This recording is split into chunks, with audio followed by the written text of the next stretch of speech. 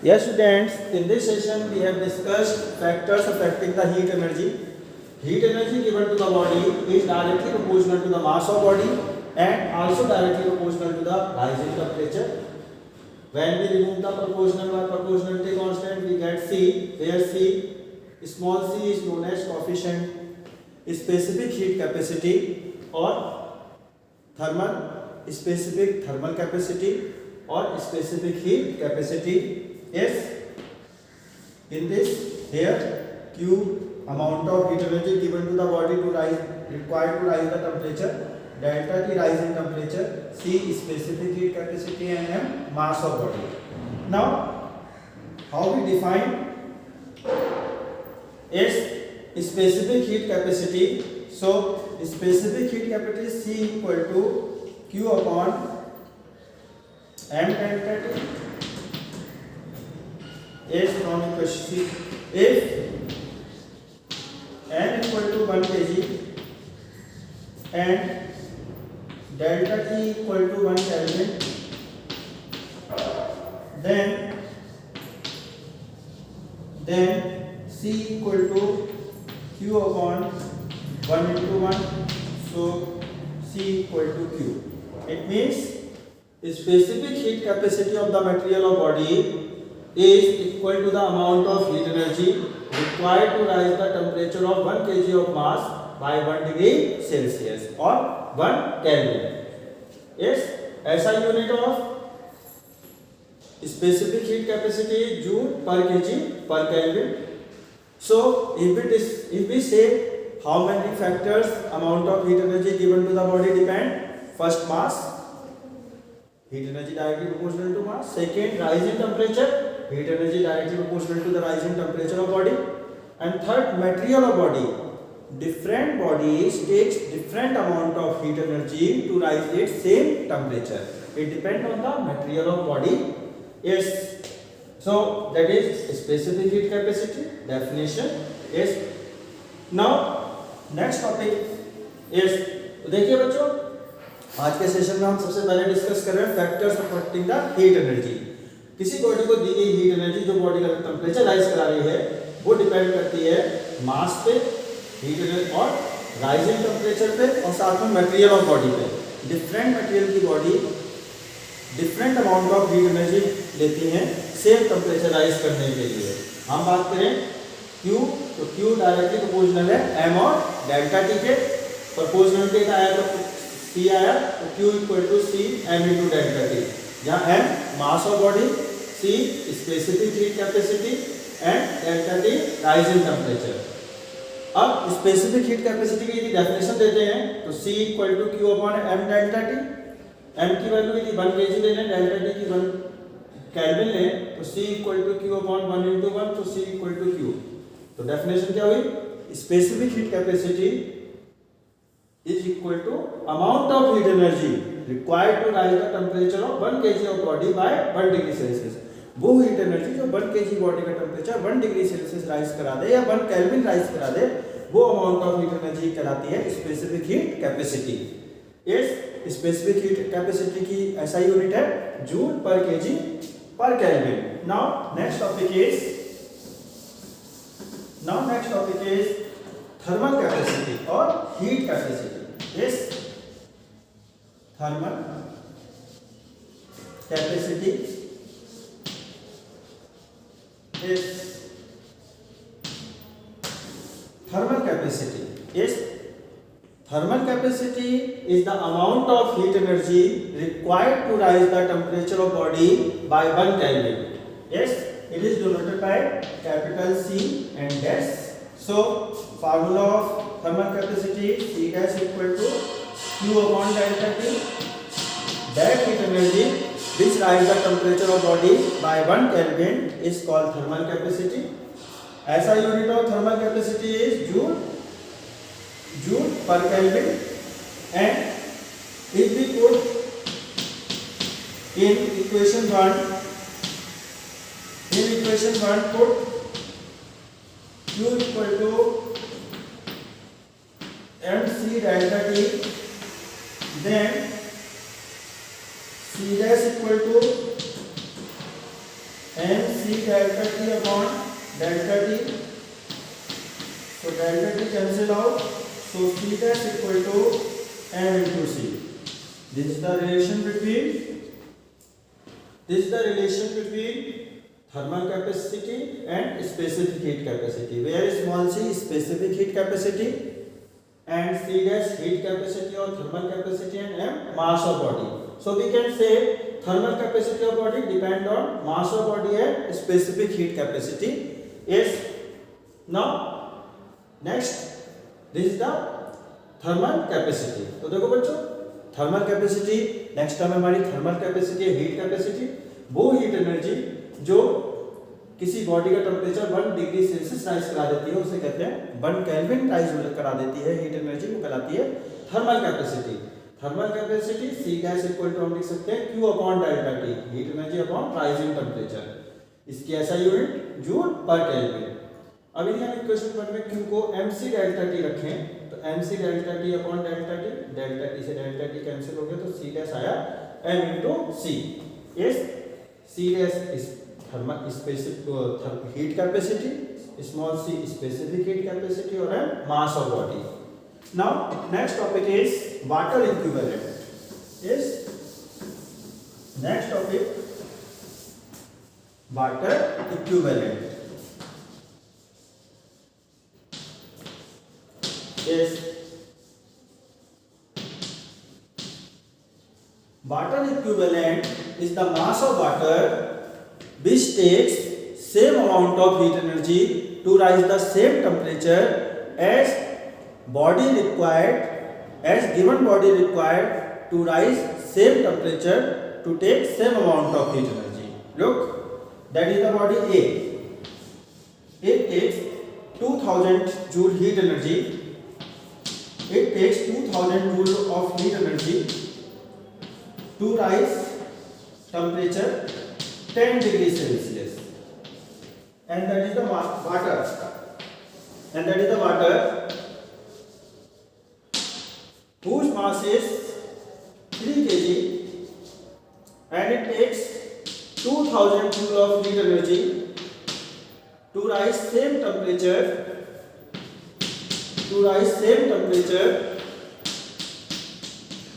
10 degrees Celsius. Then this mass of water is called water equivalent of body A. So how we define water equivalent? Water equivalent is the mass of water which takes same amount of heat energy as taken by the body to rise the same temperature. That mass is called of water is called water equivalent. तो देखो बच्चों हम discuss कर रहे हैं water equivalent. Water equivalent वो मास है body का, वाटर इक्विवेलेंट वाटर का वो मास है जो उतनी हीट एनर्जी ले जितनी गिवन बॉडी ले रही है और सेम टेम्परेचर राइज करने के लिए. एग्जांपल देखें तो ये बॉडी ए है, ये वाटर है. वाटर जिसका मास 3 kg है वो 2000 जूल हीट एनर्जी लेके अपना टेम्परेचर 10 डिग्री सेल्सियस राइज कर रहा है, और बॉडी ए भी 2000 जूल हीट एनर्जी लेके अपना टेम्परेचर 10 डिग्री सेल्सियस राइज करा रही है. तो ये 3 kg जो है वो वाटर इक्विवेलेंट कहलाएगा बॉडी ए का. Yes, 3 kg is the water equivalent of body A. Yes, so this is known as water equivalent. Now next topic. Yes, so students, to measure the amount of heat energy gain or loss by body, we measure in an instrument. That instrument is called calorimeter. Calorimeter made of copper. Calorimeter is a copper container surrounded by the insulating material to prevent the loss of heat energy. And calorimeter made of copper because copper have low specific heat capacity and copper is the good conductor of heat. Now, principle of calorimetry. Principle of calorimetry is, or we can say principle of calorimeter, principle of mixtures. So according to principle of calorimetry, when two bodies of different temperature come in contact, then heat transfer from high temperature body to low temperature body till the temperature of both bodies become same. Look, that is the low temperature body and that is the high temperature body. When both bodies come in contact, high temperature body lose heat energy, so its temperature fall down, and low temperature body gain heat energy, so its temperature rise. Both bodies, yes, one body, hot body temperature fall down, cold body temperature rise by gain the heat energy. After some time, temperature of both bodies become same. When temperature of both bodies become same, then this same temperature is called, yes, equilibrium temperature. And after that, when both bodies get the same temperature, there is no exchange of heat energy. So in this condition, in thermal equilibrium, yes, in thermal equilibrium,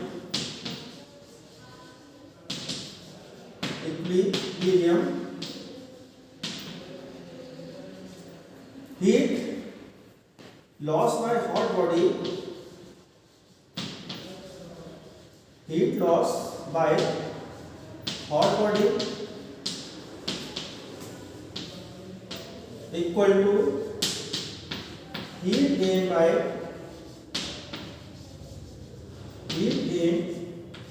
by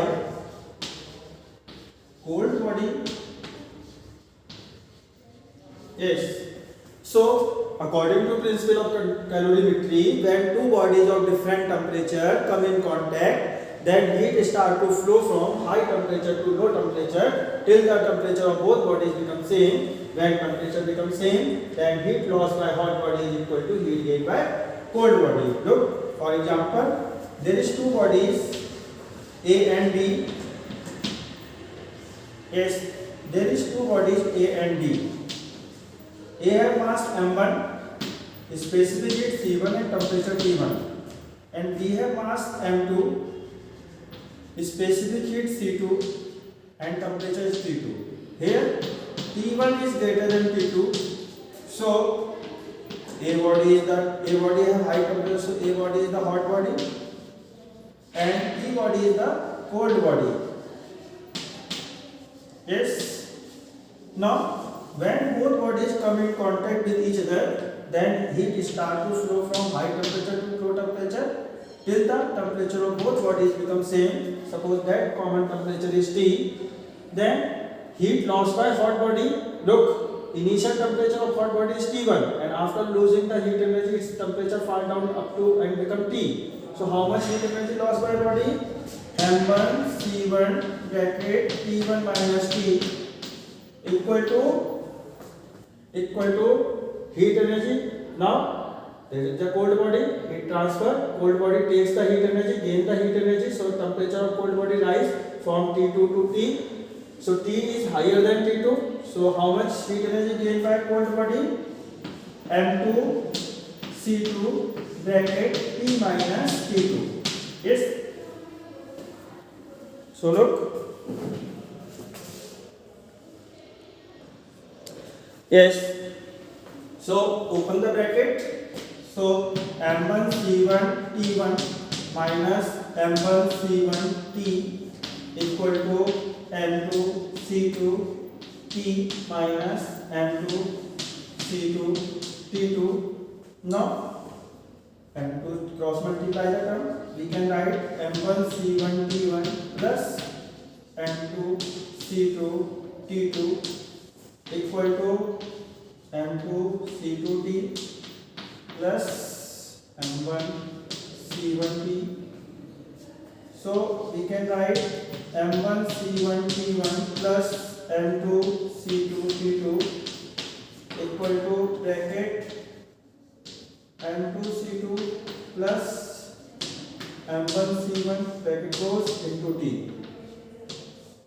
So T, final temperature T can be written as M1 C1 T1 plus M2 C2 T2 upon M1 C1 plus M2 C2, where yes, T is the final temperature or the common temperature of the body.